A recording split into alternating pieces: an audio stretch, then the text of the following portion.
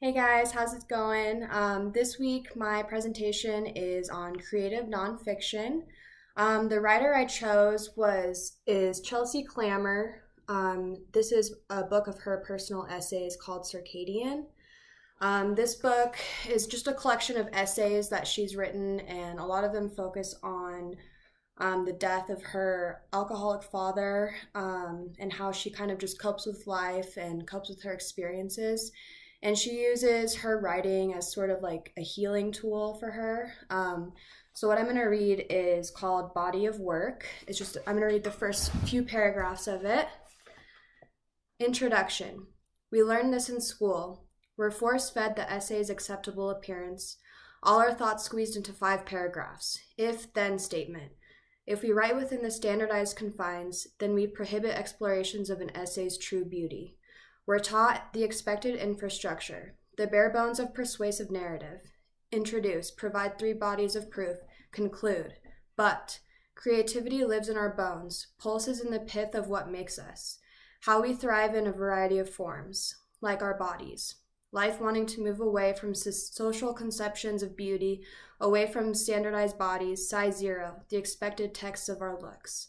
Like the confines of structured writing, acceptable language, graded, the expected looks of our texts. But narratives are alive and moving, the memoir of scars, the poetry of clavicles, our lungs' language. Let's get to the heart of the matter. We could follow the rules of canon, of grammar, of the 5-paragraph form, but the parameters of expression take on different shapes, always have. We could continue to follow rules of restriction, of thin skin, of showing our bones, but the dimensions of our physical forms want more, different shapes, always have. We press against the tenuous fences between poetry and fiction and nonfiction, and humor and critical writing and academic writing and blogging and every other genre that has ever existed ever, in order to discover how to discuss our lives, stretch through our porous boundaries of self, of genre, to touch what's on the other side, hybridize. Here in these in-between spaces, narrative rules no longer apply. Hybrids help. Hybrids show us how to rethink, resist, grow, regrowth. How to read differently, write inversely, away from the boxes. Writing is alive like a body. Kazim Ali, the text is a body because it is made of the flesh and the breath and blood of a writer.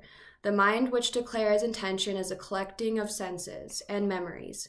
Chemically, it is invented in the brain. Thought is matter. No matter how we have been told to write, our writing is a forever growing thing, and it can grow away from expectations. Born anew in the new forms, throw the skeletons of standardized writing into the closet and forget about them. Find the key, lock it, then lose it.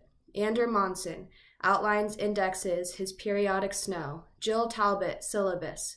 Michelle Morano, Spanish grammar, and more, questionnaires and lists and positry and letters and textual adventures. Mathematical problems even. Lauren Slater, maybe a fake memoir. Sherman Alexie and Tobias Wolff in their autobiographical novels. Joanne Beard, braided. John McPhee, woven.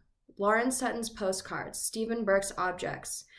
Renovate self and paint the world with blue. Maggie Nelson. I have an affinity for hermit crabs. Structure courting content perfectly juxtaposed to make a holy matrimony of form. To disorganize our thoughts, to let the form live as it wants to live. Such as prose poems, lyric essays, mosaic stories, crossword puzzle interviews, poeticized science. Forever restructured the structure, transform. So I chose this because it just speaks about what we've been reading about and learning about in the creative nonfiction section, especially with the lyric essay, which is basically just a hybrid of everything that we can consider writing and how we can turn it into a nonfiction piece and just incorporate truth. And it's kind of like a mishmashing and borrowing, and it's beholden to none.